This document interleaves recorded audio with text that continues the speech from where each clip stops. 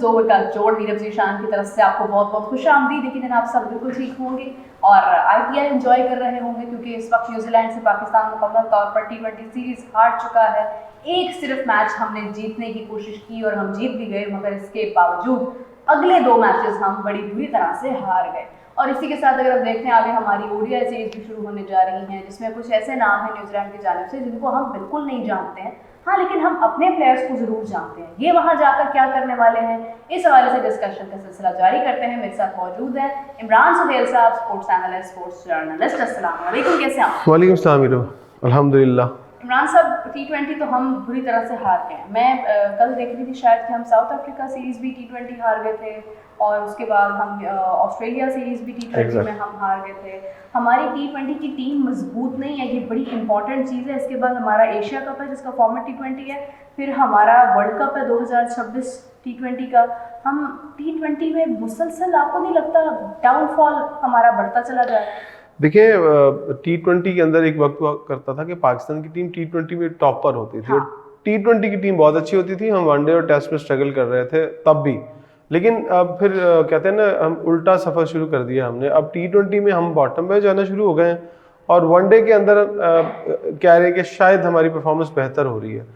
अब ये समझ नहीं आ रही प्लेयर को कि उन्होंने वनडे वाला मोमेंटम रखना है या T20 वाला मोमेंटम रखना है। अब यहाँ पर फॉल्ट क्या है? फॉल्ट ये है कि दुनिया ने ये सीखा है कि वो हर फॉर्मेट की एक अलग टीम बनाते हैं, और हर फॉर्मेट के अंदर स्पेशलिस्ट को लेके आते हैं। वनडे के अंदर वनडे, और T20 के अंदर T20, और टेस्ट के अंदर टेस्ट वाले प्लेयर। लेकिन कुछ ऐसे प्लेयर होते हैं जो, जिस तरह बाबर आजम, रिजवान की बात कर लें, विराट कोहली की बात कर लें, अब तो खैर वो भी T20 नहीं खेलते हैं। लेकिन यहाँ पर हमारे कुछ तजिया निगार और कुछ शौकीन मिजाज लोग ये कहते हैं कि नहीं जी, रिजवान और बाबर के बिना T20 की टीम भी नहीं हो सकती। देखिए, अगर पाकिस्तान कुछ अच्छा करने की सोचता था, कि हम ही लोग थे जो कहते थे यंगस्टर्स को लेके आओ, T20 की जो टीम है उस टीम को जो है वो आपने बेहतर करना है। लेकिन माजरत के साथ आपके पास टैलेंट है कहाँ? जो आपने टैलेंट लेके आए वो भी आपके सामने उसी तरह का आया जिस तरह आपने जिक्र किया कि हम T20 सीरीज ये भी हार गए, और जो पिछली साउथ अफ्रीका वाली वो भी हार गए। तो इसकी सबसे बड़ी वजह यह है कि हम अभी तजर्बात कर रहे हैं। अब ये तजर्बात क्या मुस्तकबिल को देख के किए जा रहे हैं, या सिर्फ अंधाधुंध किए जा रहे हैं, आंखों पे पट्टी बांध कर, अच्छा तुझे आता T20, तू भी आ जा, तू भी आ जा, तू भी आ जा, इस चक्कर में अगर हम खिलाई जा रहे हैं, जेड़ा आवे उन्हें खिला लो। ऐसे नहीं होता है।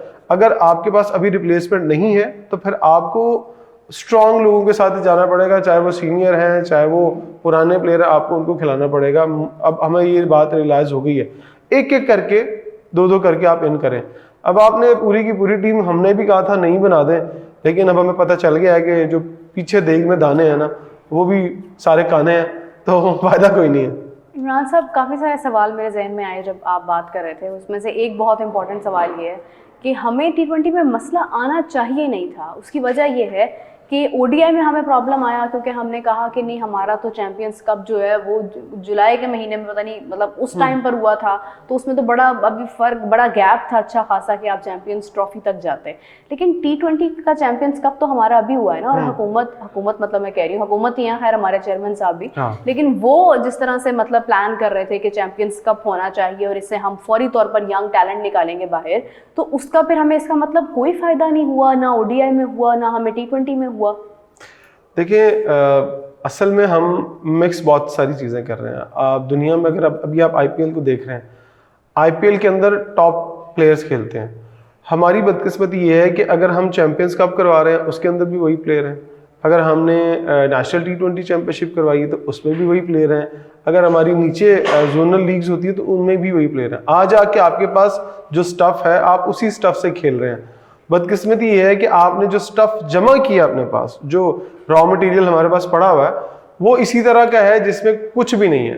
वो उसकी सबसे बड़ी रीज़न ये है कि आपने जब डोमेस्टिक लेवल के ऊपर सिलेक्शन की थी, वहीं पर आपने मेरिट को कत्ल कर दिया था। जब मैं हमेशा ये कहता हूँ और बहुत दफ़ा कहा है कि जब तक आप निचली सतह पर क्रिकेटर अच्छे नहीं प्रोड्यूस करेंगे, टैलेंटेड नहीं लेकर आएंगे, तब तक आपके पास ऊपर भी अच्छे लड़के नहीं आएंगे। जिस तरह इंडिया निचले लेवल पर अच्छी टीमें बनाता है, तो जब उनके पास क्रीम आती है तो वो उसी तरह के लोग आते हैं खेलने। हालांकि हम अगर देखें न्यूजीलैंड का कंपैरिजन करें दुनिया क्रिकेट के साथ, कितने कम उनकी पॉपुलेशन है, लेकिन मेरिट बेस्ड पॉपुलेशन है, और दूसरी प्रोफेशनलिज्म बहुत ज्यादा है, और तीसरी जो इंपॉर्टेंट चीज़ है वो फिटनेस लेवल बहुत अच्छा है। हमारे यहाँ क्या होता है कि हमारे यहाँ, अभी मैं कल ही एक तकरीर में बैठा हुआ था, तो पाकिस्तान की हॉकी टीम के कप्तान को उन्होंने तमगा इम्तियाज दे दिया, हार्डली उसकी उम्र 25 साल होगी। भाई आप तमगा इम्तियाज तो फिर ऐसे बहुत सारे हॉकी के प्लेयर्स को मिलना चाहिए। बात एजाजी 500 रुपये मिलता है ना, तो मेरा ख्याल है कि उसको सिर्फ एक पिक्चर सितारा इम्तियाज है उसमें शायद कुछ ज्यादा, लेकिन इसमें जो उसको तमगा इम्तियाज मिला है, तो मेरा ख्याल एक सिर्फ एक फोटो सेशन के अलावा उस बंदे के लिए कुछ नहीं है। वो स्टेटस लगाएगा, दुनिया को दिखाएगा मुझे तमगा इम्तियाज मिला है। माजी में आप देख लें जो पाकिस्तान की गोल्ड मेडलिस्ट है मुख्तलिफ गेम्स के अंदर, वो बेचारे रिक्शे चला रहे हैं, वो बेचारे मजदूरियां कर रहे हैं, टैक्सियां चला रहे हैं। तो इन मेडल्स को क्या करना है, चाटना है। अगर आपने पाकिस्तान के अंदर मेरिट का कत्लेआम कर देना तो सही बात है। वजह वही है। जैसे आपने मैंने चैंपियंस ट्रॉफी के हवाले से आपसे सवाल किया, उसी वक्त मेरे जहन में एक और सवाल भी है। वो ये था कि हमने एक और चीज़ भी ऑर्गेनाइज की थी कि हम यहाँ से अब टैलेंट निकालेंगे। हमने अब्दुल रज़ाक साहब को एक काम सौंपा उनके हाथों में। हमने जो है वो स्ट्राइक फोर्स तैयार करने के लिए अच्छे खासे महीने लिए। उसमें हमने यंग टैलेंट को शामिल भी किया, अब्दुल समद उसका एक हिस्सा भी है। लेकिन अब्दुल रज़ाक एक बहुत बड़ा टैलेंट था पाकिस्तान के पास, जो कि बड़ी अच्छी शॉट्स खेलने के माहिर हैं। लेकिन अगर वो इस सिस्टम को ठीक नहीं कर पाए, इन बच्चों में कोई टैलेंट प्रोड्यूस नहीं कर पाए, तो फिर हमें तो बिल्कुल ही हाथ हथियार कहते हैं ना, फेंक देने चाहिए। हमें तो उम्मीद नहीं लगानी चाहिए कि हमारे पास आए कोई टैलेंट तैयार हो सकता है। देखिए अब्दुल रज़ाक नो डाउट एक बहुत बड़ा टैलेंट था। कल ही आप अपने प्रोग्राम में कह रही थी जरूरी नहीं है कि अच्छा क्रिकेटर अच्छा कोच भी बन सके। देखिए अब्दुल रज़ाक को अगर आपने कोचिंग की तरफ लेकर आना है तो फिर एक काम आपको करना होगा, आपको उन्हें एक जॉब परमानेंट देनी होगी। अब आपने अपनी कौमी टीम के साथ जिन कोच को लगाया है, मैं कल भी ये बता रहा था कि वो हैं एक बड़े धीमे मिजाज के बैट्समैन थे। उन्होंने लो स्ट्राइक रेट के साथ अपनी क्रिकेट खेली और सीधे बल्ले के साथ खेली है। यहाँ पर आपको अगर बैटिंग कोच लगाना है T20 टीम के साथ परमानेंट बेसिस के ऊपर, अगर आप आकिब जावेद को, वो कहते हैं ना जो की तरह चिपट गए हैं कि मैंने कोचिंग से नहीं हटना और आप हटा भी नहीं रहे, तो फिर आप एक काम करें, एक ऐसा प्रोफेशनल, मैं ये नहीं कहता अब्दुल रज़ाक को लगा दे, आप एक ऐसा T20 का एक एक्सपर्ट जिसने T20 की बहुत ज्यादा क्रिकेट खेली हो, जिसको समझ हो कि किस तरह से क्रिकेट तेज की जा सकती है। खेली है आपके नजदीक? देखिए जरूरी नहीं है पाकिस्तान से हो, दुनिया क्रिकेट में इतने क्रिकेटर बैठे हुए हैं। अच्छा ये भी नहीं है क्योंकि नेशनल क्रिकेटर हो, आप काउंटी क्रिकेट से बुला लें जहां तो से हम सॉरी टू इंटरप्ट यू, लेकिन हमें तो ट्रीट भी नहीं करना आता ना फिर कोचेस को। वो और चलिए पहले इस सवाल पर आ जाते हैं ना कि अब्दुल रज़ाक साहब ने इतने महीने क्या किया, मतलब कोई टैलेंट तो नहीं है? अब्दुल रज़ाक साहब कोई 2-4 दिन में टैलेंट नहीं बना सकते थे। अगर आपने कैंप कितना 1 महीने का लगा तो फिर ये लगाया क्यों? वो सिर्फ इसलिए कि इनको पता लगे कि ये तेज शॉट या तेज स्ट्राइक रेट के साथ ये बॉल की लेंथ को किस तरह पिक करते हैं, किस तरह। बेसिकली अब्दुल रज़ाक को, अगर बहुत सारे लोग मेरी बात सुन रहे हैं, अब्दुल रज़ाक साहब क्या थे, एक टेप बॉल के प्लेयर थे। जब वो शादरे में क्रिकेट खेलते थे तो टेप बॉल से एक बहुत एक बैट्समैन को पता लगता है, नेचुरल टैलेंट था। और वो हमें आपको टेप बॉल में से छिक्का ही मारना था, सिंगल का कॉन्सेप्ट नहीं है। तो फिर अब्दुल रज़ाक साहब को एक परमानेंट जॉब देते हैं, उनको टीम के साथ ट्रैवल भी करवाते हैं। आपने अब्दुल समद की बात की ना, तो वो जाते हैं ना साथ टीम के, इतने सारे फौज जफर मौज जारी होती है 26 लोगों की कि जनाब पूरी टीम टूर पे जा रही है, तो फिर अब्दुल रज़ाक साहब का भी एक वीजा और एक टिकट लगवा लेते और उसका खर्चा चाहे खुद बर्दाश्त कर लेते, लेकिन उसको टीम के साथ ट्रैवल करवाते। वो जाकर ड्रेसिंग रूम शेयर करता, अगर मैच शुरू होने से पहले और मैच के बाद और प्रैक्टिस सेशन के दौरान अब्दुल रज़ाक साथ रहते और वो बताते कि यार उन्होंने न्यूजीलैंड में बहुत क्रिकेट खेली, वो बताते कि यार यहाँ पर बॉल इस तरह तेज आता है, इस तरह से स्विंग होता है, तो शायद लोगों को, हमारी टीम को फायदा हो जाता। लेकिन माज़रत के साथ हम लोगों को सिर्फ ऑब्लाइज करना हम समझते हैं, ऑब्लाइज कर दो अब्दुल रज़ाक को, थोड़ी वो टीवी पे आके तंज ना करें, तनकीद ना करें, तो हमने उनको एक जॉब दे दी है और उनके ऊपर एक ठप्पा लगा दिया है कि आप पीसीबी के कॉन्ट्रैक्ट मुलाजिम है, तो लिहाजा पीसीबी के ऊपर तनकीद नहीं कर सकते। आप देखें ना टीवी पे कितने लोग इस वक्त बोल रहे हैं जो पीसीबी के अगेंस्ट हैं, किसी के पास कॉन्ट्रैक्ट जॉब नहीं है। अभी आप, मैं दावे के साथ कहता हूँ, अहमद शहजाद को बुलाएं जो सबसे ज्यादा तनकीद करते हैं, तनवीर को बुलाएं, उनको बुलाकर जॉब दे दे पीसीबी के अंदर। क्या वो तनकीद करेंगे पीसीबी के अंदर? कभी भी नहीं करेंगे। सलमान भट्ट साहब के ऊपर एक वक्त था कि वो पीसीबी के ऊपर बहुत तनकीद करते थे, बहुत तनकीद करते थे। आप क्या करते हैं, वो पीसीबी के लिए सर्विसेज देते हैं। उस जिस ग्राउंड के अंदर वो डायरेक्टर है, वहां पर पाकिस्तान क्रिकेट बोर्ड कैंप्स लगाता है, तो कहीं ना कहीं अपनी सॉफ्ट कॉर्नर आ जाता है। जाती मफादात जरूर इन्वॉल्व हो जाते हैं। सलमान भट्ट साहब के बेटे भी क्रिकेट खेलते हैं, हाँ। उनके 2 बेटे क्रिकेट खेलते हैं। आज वो पीसीबी के खिलाफ बोलेंगे ना, तो मैं आपको दावे से कह सकता हूँ कि सलमान भट्ट साहब का बेटा किसी भी रीजनल टीम के अंदर सेलेक्ट नहीं होगा, टैग लग जाएगा। मैं इमरान साहब, वैसे तो सहाफत में भाम की गुंजाइश नहीं होनी चाहिए, होती भी नहीं है, लेकिन आपको नहीं लगता कि कहीं ना कहीं जो भी player, x player, farmer cricketer या कोई कोच किसी भी जिम्मेदारी के ऊपर इस वक्त फायज है, जैसे अब्दुल रज़ाक साहब हैं, उन्होंने स्ट्राइक फोर्स तैयार किया, ये एक छोटा सा प्लान चेयरमैन साहब को देते हैं कि हम ये करना चाहते हैं, चेयरमैन साहब उनको अलाउ कर देते हैं और वो अपनी सिर्फ मसरूफियत कंटिन्यू रखने के लिए कोई ऐसी चीज़ पैदा कर देते हैं जो बेसिकली उन लोगों का ध्यान डाइवर्ट करती है जिनका फोकस सिर्फ और सिर्फ क्रिटिसिज्म है, क्रिटिकल एनालिसिस है परफॉर्मेंस के ऊपर।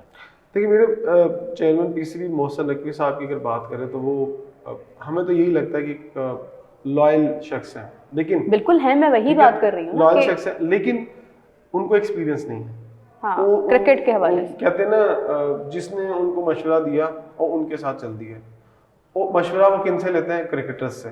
कि हाँ, अब्दुल रज़ाक को बुलाया उन्होंने, फर्ज करें दूसरे मोहम्मद वसीम को, क्रिकेटर को बुलाया, आकिब को बुलाया, उनका सर आपके ना ये फॉल्ट है, तो ये इस तरह ठीक हमें ये पैदा करना चाहिए, हमें कनेक्शन कैंप लगाना चाहिए। तो वो क्या कहेंगे? हाँ आप करें। हाँ। और मैं यही वर्ड बता रहा हूँ आपको, ऐसे ही बोलना चाहते हैं, मैं समझ हाँ आप करें, हम आपको सपोर्ट करते हैं। हाँ। वो उनको इजाजत देते हैं, वो जाके कैंप लगाते हैं, बट वहाँ पर नीयत जो मशवरा देने आता है उसकी नीयत क्या है? डांग टपा हुआ है कि थोड़ा सा वक्त गुजारा, जॉब ली और उसके बाद ठीक है हमने वाह हुई, हमारी टीवी के ऊपर आए कि यार हाँ अब्दुल रज़ाक, आकिब जवेद ये टीम के साथ लगे हुए। इस तरह से नहीं होता है। क्या कोई लंबी जॉब ले रहा है अपने साथ? अभी अब्दुल रज़ाक ने 1 महीने का कैंप लगाया, उसके बाद क्या उनके पास जॉब, क्या कर रहे हैं वो? मुझे आपने सुना है कोई उनके पास कुछ ऐसी जहाँ पर वो नहीं ये है ना? देखें, जहाँ पर बच्चों में से बच्चे निकाल कर स्ट्राइक फोर्स तैयार हो रही है, वहां पर वो सब बच्चों के पास जाकर क्यों नहीं काम कर रहे हैं? हाँ, अंडर 13 पे चले एग्जैक्टली यही मैं अगली लाइन बोलने लगा था जो आपने बोल दी है कि उनकी वो जॉब वहां पर, उनकी असाइनमेंट खत्म हुई, उन्होंने बोला कि आप टीम के प्लेयर्स चले गए खेलने के लिए या T20 में मसरूफ हो गए, आप एक काम करें, इस वक्त कैंप लगा हुआ है अंडर 17 का, अंडर 13 का, आप वहां जाएं, आप उन बच्चों को ट्रीट करें, आपने फ्री नहीं बैठना। पर प्रॉब्लम ये है कि क्या अब्दुल रज़ाक इस काम के लिए तैयार हैं कि वो अंडर 13 के बच्चों को जाकर पावर रेटिंग से होना तो चाहिए, नहीं है, होना चाहिए, वो नहीं जाएंगे, वो कहेंगे मैं अब बच्चों को सिखाऊंगा जाके। देखिए मैं एक चीज को इस बात, ये भी तो हो सकता है ना, कतई कलामी की माजरत चाहती हूँ, ये भी तो हो सकता है ना कि एक कोच जो अंडर 13 में बच्चों को ट्रेनिंग दे रहा है, फॉर दैट ईयर वो उन बच्चों के साथ साथ प्रोमोट हो। अंडर 13 वाला कोच अपनी अंडर 13 के साथ अंडर 15 में जाए, उनकी कोचिंग करे, देन वो आगे इसी तरह से पाकिस्तान टीम का फिर कोच बने। ये प्रोसेस भी तो कोच के लिए हो सकता है। हम ये नहीं कह रहे कि अंडर 13 में जो कोच लगा हुआ उसको हटा दें। अगर अब्दुल रज़ाक या इस तरह के आके जो टाइप लोग जो हैं वो अंडर 13 में जाएंगे और वो जो कोच ऑलरेडी कोचिंग कर रहा है वो करता रहे वहाँ पर, लेकिन जहाँ अब्दुल रज़ाक जाके अपना एक्सपीरियंस शेयर करेगा बच्चों के साथ और उस कोच को भी सिखाएगा, उस कोच को भी कोचिंग एक्सपीरियंस की जरूरत है ना, इसलिए वो 13 के साथ है, वरना वो नेशनल टीम के साथ होता। तो आकिब जवेद उसको भी सिखाता कि तुमने बच्चों को इस तरह ट्रेन करना है, और क्या होता, बच्चों को फायदा होता और आपके जूनियर कोचेस को भी फायदा होगा कि ताकि आपके जूनियर कोच भी एक स्टार की बातें सीखें कि जो उसके एक्सपीरियंसेस हैं पावर हिटिंग के हवाले से या इम्पैक्ट क्रिकेट के हवाले से, वो उनको सिखाए। इसी तरह को पास में शुएब अख्तर आए, आके नीचे क्रिकेट की सिखाएं, जाके नीचे वाले कोचों को भी ट्रेन करें। लेकिन प्रॉब्लम ये है कि हमारी जो ईगो है ना वो बहुत हर्ट करती है सबको कि यार अब मैं जाके जिस कोच को सिखाऊंगा। और एक और चीज़ आपको जो इस एलिमेंट है वो ये है, और ये मैं आपको एक्सपीरियंस भी शेयर करता हूँ। अब अब्दुल रज़ाक चले गए अंडर 17 के कोच को की टीम के साथ कोचिंग करने के लिए। अब जो कोच वहाँ है वो इनसिक्योर फील होना शुरू हो जाएगा कि यार ये तो मेरी नौकरी खा जाएगा, और वो हाथ पांव मारना शुरू कर देगा, जी देखिए ये मेरे काम में मुदाखलत कर रहा है, मेरे टांग में रोड़े अटका रहा है। ये कल्चर है पाकिस्तान का। हुआ क्या था कि जब अब्दुल रज़ाक, आपको याद होगा, फैसलाबाद में वुमेन्स का कैंप लगा हुआ था, वहाँ गए थे कोचिंग करने के लिए, वहाँ कुछ फड्डा हुआ था वसीम साहब के साथ, उन्होंने इनको उस डोमेन में एंटर नहीं होने दिया। तो मसला क्या है, वो वापस आ गए, वहाँ थोड़ी बहस भी, तो उन्होंने शिकायत लगाई क्रिकेट बोर्ड को कि देखिए यार ये मेरे काम में इंटरफेयर कर रहा है, मैं फिर छोड़ देता हूँ, मैं काम नहीं करता। तो क्रिकेट बोर्ड ने अब्दुल रज़ाक को कहा कि आप वापस आ जाओ। देखिए यहाँ पर बर्दाश्त का भी बहुत ज़्यादा मसला है। हर कोई ये समझता है कि उसकी नौकरी कोई खाने आ जाएगा। आप यहाँ पर अपनी जॉब कर रही हैं, यहाँ पर अगर कोई फर्ज करे मैं एज ए मैं भी जॉब करता हूँ, तो मैं यहाँ पर आऊँगा तो आप क्या इनसिक्योर होंगी? आपके अंदर तो कॉन्फिडेंस होना चाहिए यार, आप अपने काम के बलबूते पे एक सीट पे बैठी हुई हैं, तो उनको भी होना चाहिए यार अच्छा अगर अब्दुल रज़ाक मुझे रिप्लेस कर लेता है तो हो सकता है कि ये इसके अंदर कोई एबिलिटी हो, वो रिजल्ट दे सके। इन चीज़ों को एक्सेप्ट करना पड़ेगा और इकट्ठे मिलकर चलना पड़ेगा। अगर हम इकट्ठे नहीं चलेंगे तो पाकिस्तान की क्रिकेट कभी भी ठीक नहीं। देखिए वैसे भी ये है कि जो कोचिंग होती है, कोचिंग, कोच और जो खिलाड़ी होते हैं, इनका ताल्लुक बहुत गहरा होता है और बहुत इंपॉर्टेंट होता है, और इससे इमोशंस जुड़े होते हैं। नेशनलिज्म होना चाहिए। कोच को पता होता है कि मेरा कौन सा बच्चा कहाँ पर कमज़ोर है। Yes. और अगर कोच को ही ये नहीं पता, मिसाल के तौर पे चले एक कैप्टन को भी मालूम होना चाहिए। मैं एक छोटी सी बात इसमें ऐड करना चाहूँगी, थोड़ा आउट ऑफ द फॉर्मेट, कि हमारा PSL स्टार्ट हो रहा है। कल हमने डेविड वार्नर के बारे में बात की है। डेविड वार्नर अभी तक तो अवेलेबल ही नहीं है पाकिस्तान में। दूसरी बात यह है कि जब उन्होंने आना है वो भी उन्होंने शायद किसी वक्फे के बाद आना है। हाँ। तो जब वो आएंगे उन्हें तो पता ही नहीं है कौन सा प्लेयर कहाँ पर है, क्या करने वाला है, कैसे खेलना है, उसने कहाँ पर लगाना है, क्या कप्तानी करेंगे वो। देखिए क्या मैसेज दे रहे हैं आप लोगों को? अगर फर्ज करें वो मिडिल ऑफ द लीग आते हैं, हो सकता है कराची किंग उस वक्त तक इतने मैच हार चुकी हो, फाइनल ही ना पहुंचे। क्या आप उससे ले क्या सकते हैं? अगर फर्ज करें पहले 3-4 मैच कराची किंग हार जाती है और उसके बाद वो ज्वाइन करते हैं, तो उसका फायदा कराची किंग को होगा? कुछ भी नहीं होगा। ये सिर्फ और सिर्फ अपनी खुद नुमाइयाँ हैं। टीम भी अपनी, देखिए अब कराची किंग है, उसके अंदर बड़े प्लेयर, और डेविड वार्नर को लाने का मकसद ये नहीं है कि उन्होंने टीम के अंदर लोगों को सिखाना है, नहीं, लेकिन लगाना तो होता है ना। वही उसी तरफ आ रहा था। वो सिर्फ ये शो करना चाहते हैं कि उनकी टीम बड़ी है और टीम के अंदर स्टार्स खेल रहे हैं और स्पॉन्सर्स को हिट करते हैं। वो अपनी जो पर्सनल उनकी ग्रूमिंग है या पर्सनल उनकी स्पॉन्सरशिप है उसको डेवलप करते हैं। इसके अलावा आज मुझे बता दें, पाकिस्तान के अंदर किसी एक कोच का, किसी एक ऐसे ऑर्गेनाइजर का आपको लगता है इंटेंट ऐसा है कि वो पाकिस्तान की क्रिकेट के लिए काम करना चाहता है, सिर्फ खुदनुमाई के लिए काम हो रहा है? अगर ऐसा हो तो मेरा ख्याल है कि सारे कोच और सारे क्रिकेटर मिलकर काम करें। क्यों, मुझे एक सवाल है सबसे आपसे भी, कि अगर इंजमाम को निकाल दिया जाता है तो कभी किसी क्रिकेटर ने पूछा कि इंजमाम को क्यों ही निकाला है? क्यों उसकी जगह पर वही दूसरा क्रिकेटर आके बैठ जाता है और वो भी रिजल्ट नहीं दे पाता, उसको भी निकाल देते हैं, उसके ऊपर इंजमाम खुश होते हैं, अच्छा हुआ इसको निकाल दिया, ये क्या कर रहा था? हमारी बदकिस्मती ये है कि इंजमाम या इमाम, इंजमाम, मैं कोचेस की बात कर रहा हूं। राइट। अब चीफ सेलेक्टर आए थे ना, हाँ, उनको निकाला गया बुरी परफॉर्मेंस पे, खुद गए थे, वो तो खुद चले गए। तो क्या कभी किसी क्रिकेटर ने ये इतराज किया कि यार इंजमाम को 2-3 साल तो दें टीम बनाने के लिए? अगर कोई और सेलेक्टर आता है उसको 2-3 साल तो दें। यहाँ पर कोच पे कोच, चेयरमैन पे चेयरमैन बदल जाता है, सेलेक्टर पे सेलेक्टर बदल जाता है, कप्तान बदल जाता है, कोई उनको बैक करने वाला होता है? बल्कि इंतजार कर रहे होते हैं कब ये सीट खाली हो और कब मैं यहाँ जाके बैठूं। बिल्कुल ऐसे ही है। बैक तो खैर करने का हमारे अंदर रुझान ही नहीं है, लेकिन ये कि आप देखें IPL के अंदर सबसे एक्सपेंसिव प्लेयर उनका अपना लोकल प्लेयर था, ऋषभ पंत। उसके बाद आप देखें कि उनका जो हम करोड़ों की बात करते हैं ना, हमने यहाँ पे डेविड वार्नर को जितने में, खैर मैं मवाजना नहीं कर रही हूँ, मगर मैं इंपॉर्टेंस बता रही हूँ कि उनका एक 13 साल का लड़का, एक 1.1 करोड़ के अंदर उसकी ऑक्शन हुई है। आप देखें 13 साल का बच्चा है वो, वैभव सूर्यवंशी। तो this is how they work, this is how they run there system, कि वो अपने लोकल प्लेयर्स को कितनी अहमियत देते हैं। अभी कल का मैच है, कलकत्ता नाइट राइडर्स का, और इसके अलावा एक मैच जिसमें रचिन रविंद्र ने परफॉर्मेंस दी थी। सिर्फ ये 2 मैचेस हैं जहां पर जो इंटरनेशनल प्लेयर्स हैं इन्होंने अच्छी परफॉर्मेंसेस दी हैं। अदरवाइज तमाम के तमाम उनके लोकल टैलेंट था जिसने परफॉर्मेंसेस देकर मैच विन किया, चाहे वो बॉलिंग की वजह से हो, चाहे वो बैटिंग की वजह से हो। ये देखिए कि लोकल प्लेयर परफॉर्म क्यों कर रहे हैं? लोकल प्लेयर इसलिए परफॉर्म कर रहे हैं डोमेस्टिक है पीछे पूरी, वो उस सिस्टम को भी समझते हैं। हाँ। इन ग्राउंड्स के ऊपर खेलने में वो कंडीशन को भी समझते हैं। वो सारी कंडीशन को समझने के बावजूद फिर उनको ये प्रेशर नहीं है कि उनके सामने एक बड़ा कोई सुपरस्टार खेल रहा है। उनको जो इंडिया के अंदर इन्वायरमेंट दिया जाता है वो सुपरस्टार वाला ही दिया जाता है। अगर उनकी को रणजी ट्रॉफी के अंदर को बड़ा मैच हो रहा होता है जिसमें रोहित शर्मा, विराट कोहली खेल रहे होते हैं, तो स्टेडियम भरा होता है। हाँ। ये जो प्रेशर होता है ये उनके ऊपर नहीं होता है। यहाँ मिसाल देता हूँ, हसन नवाज है। हसन नवाज ने कितने ऐसे मैच खेले होंगे जिनके अंदर पूरा स्टेडियम भरा होगा, और कितने ऐसे मैच होंगे जिसके अंदर उसने टीवी के ऊपर टेलीविजन मैच इम्पैक्ट डाला हो, सडनली आकर कोई इम्पैक्ट डाल दिया हो। हमारी तो आवाम ऐसी है, 100 के ऊपर ये किंग बना देते हैं। तो अगर वो मुसलसल परफॉर्मेंसेस देते तो क्या हम लोग हसन नवाज को आज अपना कोई प्रीमियर वो किस्म का कोई प्लेयर ना समझने लग जाते? देखिए हसन नवाज को जब लाया गया था तो उसके पीछे सोच क्या थी? पहले तो बात ये है कि क्या आप सिर्फ पावर प्ले लूटने के लिए प्लेयर को लेके आए थे? पावर प्ले के बाद क्या क्रिकेट नहीं होती है? पावर प्ले के बाद बाकी जो आपने 14 ओवर खेले हैं वो उसके लिए कोई अलग प्लेयर रखे हुए? नहीं, दुनिया में क्रिकेट ये होती है कि चाहे 40-50 रन करें लेकिन कंसिस्टेंट करें। हर मैच में 30-40 करें। अब उसने 100 कर दिया, अब पूरी दुनिया में मजाक बना हुआ, वर्ल्ड रिकॉर्ड बन गया कि एक सीरीज के अंदर एक बंदे के 3-0। अब मुझे बताएं 100 है, अब 100 के ऊपर आप देखिएगा, आप ये आने वाला वक्त भी बताएगा, आप उसको दोबारा टीम में देखेंगे, यार इसने वो 100 किया था और कहाँ किया था, न्यूजीलैंड में 100 किया था। ये नहीं है कि किसी ने पाकिस्तान लेकिन वो बाकी के जीरो भी नजर आने चाहिए ना। लेकिन वो जीरो नहीं ना, वो जीरो के ऊपर मट्टी पड़ जाएगी। वो कहेंगे आकिब जावेद ये इस बात के ऊपर डट जाएंगे कि देखें कितना टैलेंट प्रोड्यूस किया मैंने, उसने 100 किया, और आकिब जावेद के साथ और बहुत सारे लोग डटे हुए होंगे कि देखिए उसने 100 तो किया ना। अब सलमान अली आगा को हम T20 प्लेयर मानते हैं क्या? नहीं मानते ना।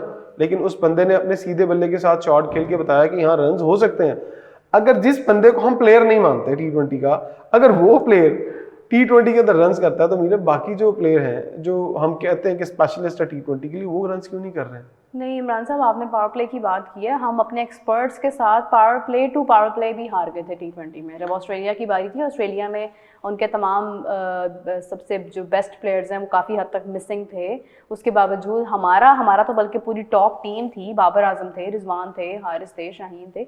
पावर प्ले रह गया था बारिश की वजह से। कुछ आपको याद होगा ना, ये जो हमारी रिसेंट ऑस्ट्रेलिया सीरीज हुई है उसमें वो सिर्फ 7-7 ओवर्स का या 6-6 ओवर्स का शायद मैच था, इस तरह से था। बिल्कुल। उसमें हम लोग तो वो हार गए थे, हमसे रन ही नहीं बने थे। आप पावर प्ले की बात कर रही है ना, आप मुझे बताएं आपकी टीम क्या 20 ओवर पूरे खेलती है? नहीं। इस न्यूजीलैंड की सीरीज के अंदर नहीं खेल पाती। हर इनिंग में आपकी टीम पूरी ऑलमोस्ट आउट हुई है सिवाय एक मैच के। हमारी गेम तो 40 ओवर्स की होती ही नहीं है अगर हम पहले बैटिंग कर रहे हैं। हाँ जी, अनफॉर्चुनेटली। कल का अगर हम मैच देखें, अगर हम कल के मैच के ऊपर आ जाएं, आपने किए 129 रन, 129 रन का टारगेट दिया, न्यूजीलैंड ने वो टारगेट 11 या 12 ओवर में पूरा कर लिया। और आप पहले मैच में जिसपे आपने जीता था, पावर प्ले में उन्होंने मेरे ख्याल से 80 प्लस या 90 के करीब रन बनाए थे। और आपने जब न्यूजीलैंड से मैच जीता तो आप दुनिया को ये बता रहे थे कि हमने जी वो देखा वर्ल्ड रिकॉर्ड बना दिया, 10 ओवर के अंदर हमने इतने रन बना दिए। उन्होंने कहा अच्छा अगले मैच आओ, उन्होंने 11 ओवर में मैच ही खत्म कर दिया। हाँ, और ये उन्होंने अभी एक बार नहीं किया, इससे पहले भी बहुत दफा किया। 91 रन तो ये वो कंसिस्टेंट करते हैं। तो हम कभी, मुझे लिटरली ये पता था कि पाकिस्तान ने जो 200 रन किए हैं ना, वो कई सालों बाद ही होंगे जाके। नहीं, हंसते हैं लोग हम पे, यकीन करें प्लेयर्स हंसते हैं। मुझे अभी भी याद है, आज तक I still can not forget that कि हमारे ये 2024 का जो वर्ल्ड कप था, इससे बिल्कुल पहले हमारी इंग्लैंड सीरीज़ थी। और इंग्लैंड सीरीज़ के अंदर हमारा आजम खान भी खेल रहा था, वो हिस्सा था स्क्वाड का, जब मोहम्मद आमिर भी थे, इमाद भी थे, सब लोग थे। तो हमारी इंग्लैंड सीरीज़ थी। आप यकीन करें कि इधर से विकेट निकालते थे, उधर से वो हंस रहे थे इंग्लैंड के प्लेयर्स, वो इंजॉय कर रहे थे, उनको लगा था वो बच्चों के साथ खेल रहे हैं। जबकि इंग्लैंड कोई बहुत ज़्यादा नुमाया नहीं रहा 2024 के वर्ल्ड कप में। आपने भी कभी नोट किया है कि पाकिस्तान टीम के साथ लोग लंबे मतलब टेस्ट मैचेस ज़्यादा क्यों नहीं खेलते पाकिस्तान के अंदर आकर? क्यों नहीं खेलते? दो मैचेस खेलते हैं क्योंकि मैच ही खत्म हो जाता है 2-3 दिन में। उन मैचेस की एक तो वैल्यू कम होती है। अब अगर आप फर्ज करें, आप जाते इंडिया को देखें, इंडिया 5 टेस्ट मैचेस से कम मैच नहीं खेलता। हाँ। वो कहता है जहाँ भी खेलने हैं कम से कम 3 खेलने हैं, वरना 5 मैचेस खेलने हैं। और उनके साथ भी जो खेलने आता है वो 5 से मैच और देखिए आप 10-10 दिन का गैप होता है, लोग वेट करते और वेट करते हैं लोग। लेकिन यहाँ पर क्या आता है, सिर्फ बायोलैटरल सीरीज को एक खानापुरी समझा जाता है और कहते हैं यार ऑस्ट्रेलिया जाना है, ऑस्ट्रेलिया ने यहाँ आना है, दैट्स इट। ये एक कैलेंडर ईयर आईसीसी का जिसको खानापुरी के तौर पर पूरा किया जाता है। और आईसीसी को भी पता है कि यार ये इनकी खानापुरी पूरी करवा दें, हमें एक वक्त लगेगा। आपने भी कल कहा था 10 साल का वक्त चाहिए है अगर क्रिकेट ठीक करनी है। वो भी क्रिकेट अगर ठीक करनी है तो आज शुरू करेंगे तो 10 साल। हाँ, अगर आप इसी तरह चलते रहेंगे, जितना दूर जाएंगे उतने आपका टाइम पीरियड बढ़ता जाएगा क्रिकेट खेलने का।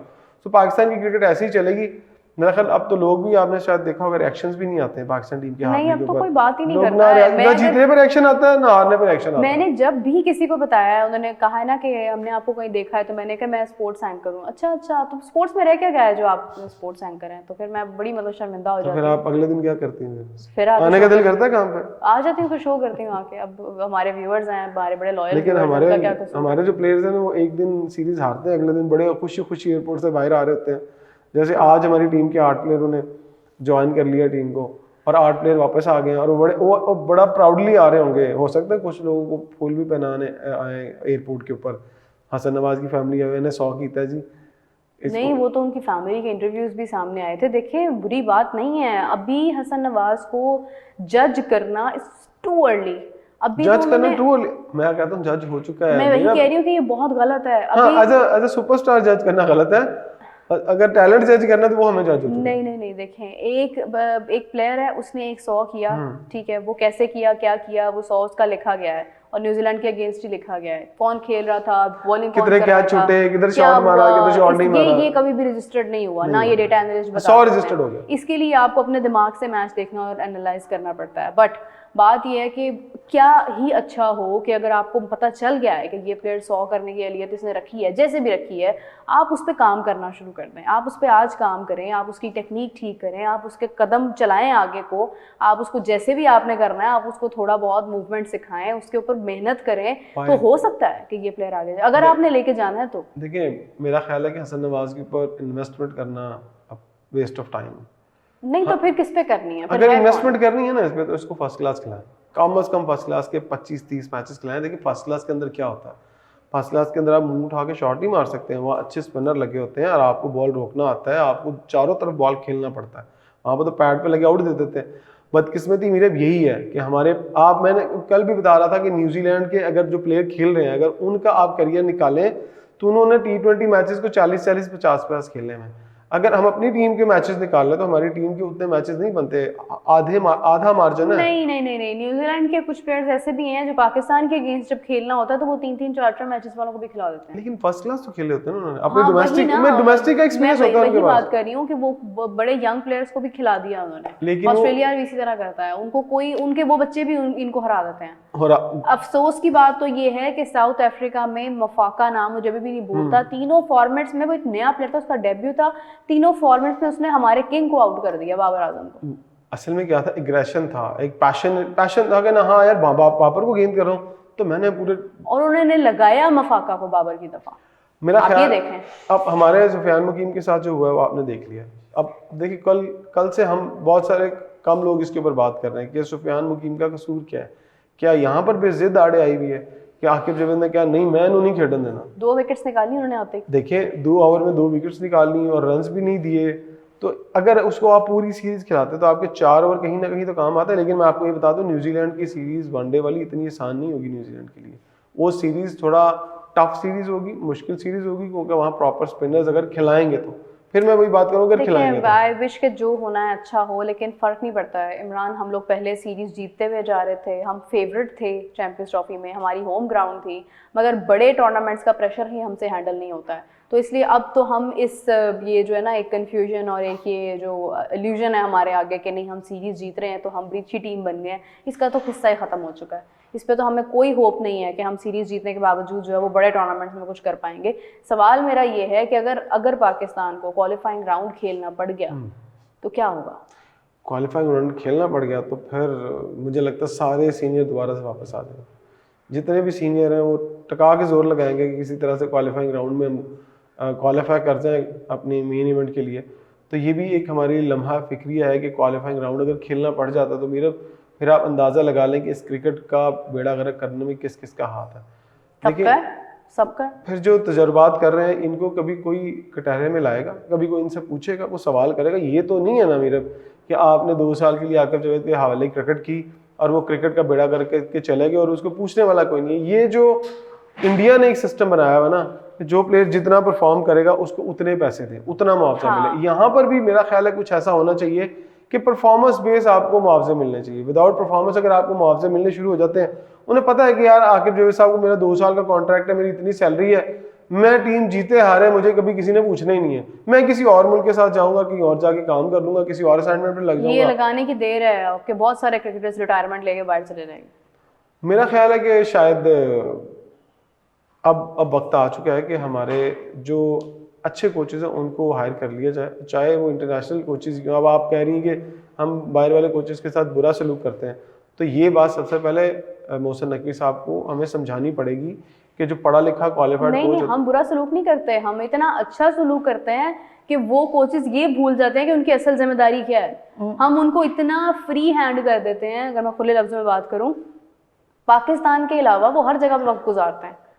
वो अपने जहाँ से वो बिलोंग करते हैं वहाँ पे जाके रहते हैं, सिर्फ टूर्नामेंट टू टूर्नामेंट वो आते हैं, चंद मैचेस देखते हैं, चले जाते हैं। ये कौन सी ऑनलाइन कोचिंग हो रही है? उसका आज मैं एक हल बता देता हूँ। अगर फर्ज करें आपने जेसन गिलेस्पी को, गैरी क्रिस्टन को कोच लगाया था ना, तो उनके सामने उन्हीं के पाए के बंदे बिठाएं, इंजमामुल हक को बिठाएं, मोहम्मद यूसुफ को बिठाएं, उन्हें कहें यार ये 4-5-6 लोगों का कॉम्बिनेशन है, आप लोगों ने चलना है।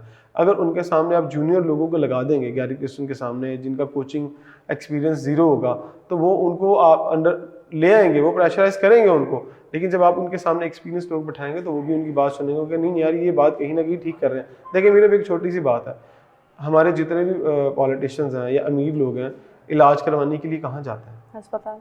किस मुल्क में जाते हैं? पाकिस्तान से इलाज नहीं करवाते हैं। अगर उन्हें अच्छे डॉक्टर, अगर उन्हें इलाज की जरूरत है ना, अच्छे ऑपरेशन की जरूरत है, तो वो बाहर अमेरिका, लंदन, यहाँ भागते हैं। पैर इंजर्ड हुआ तो बाहर भेज वहाँ भागते हैं ना। तो फिर आप कोचेस क्यों नहीं बाहर से ला सकते अच्छे? उनसे क्यों नहीं अपना टीम बनवा सकते हैं? मैं ये कहती हूँ कि हम उस वक्त अपने कोचेस बाहर से लेकर आए जब हमारे अपने यहाँ पे कोई भी ना रह गया हो। हमारे पास सब हैं, लेकिन ना तो हम यूटिलाइज कर रहे हैं। मेरे एक मिनट, आपके पास कौन सा कोच है जिसकी क्वालिफिकेशन लेवल 3 लेवल 4 है? हाँ, ये एक बहुत अच्छा सवाल है और ये बहुत अच्छा पॉइंट है। आप देखें कि इंग्लैंड के अंदर अगर कोई स्काउटिंग करने वाला भी है तो उसका भी कम से कम लेवल 4 तक है, चाहे वो यही पाकिस्तान से। ये सवाल आपको अपने सारे एनालिस्ट से पूछना है कि बताएं कि आपके पास कोई क्रिकेटर है ना बड़ा? नहीं, ये मैं कर चुकी हुई हूँ सवाल, कि बताएं कोच है कौन सा? कर चुकी हुई हूँ मैं कि इन्होंने कोर्सेज क्या किए हुए हैं, कैसे ये खुद को कहते हैं कि ये बड़े कोर्स कर लिया। अच्छा बताएं इनका लेवल 2 का कोर्स तो शायद आपने भी कर लिया, वो अपनी क्रिकेट ठीक नहीं कर पा रहा। तो देखिए मैंने 2 कोर्स किए हैं, एलिमेंट्री और लेवल 1। हाँ। मैं जाके की रौला तो नहीं डालता कि यार हाँ मैंने कोचिंग कोर्स किया, मुझे जॉब दो। हालांकि पाकिस्तान की टीम के साथ लगने के लिए वक्त आया था कि लेवल 1 कोचिंग कोर्स का क्राइटेरिया था, क्योंकि उन्होंने अपने लोगों को लगाना था, मिसबा को या यूसुफ को, क्योंकि उन्होंने अभी लेवल 1 किया हुआ था। एक आपको याद है प्रेस कॉन्फ्रेंस में एक दफा सवाल हुआ मिसबा से कि आपने कौन सा कोर्स किया हुआ है? विदाउट कोचिंग कोर्स वो कौमी टीम के कोच थे।